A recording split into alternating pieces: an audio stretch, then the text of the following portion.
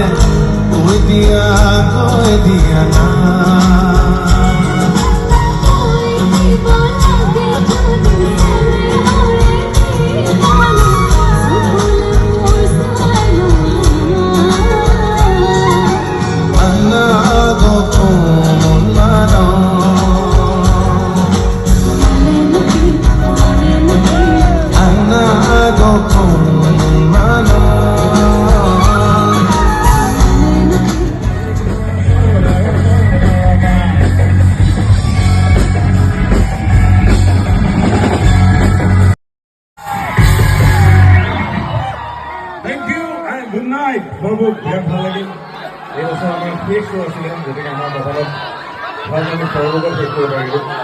সদিয়াৰ পৰা থৈ দিবলৈ থেংক ইউ ছ' মাছ। ভালে ভালে যাব ঘৰলৈ আৰু অহা বছৰ আমি চবৰ যাতে ভাল হয়।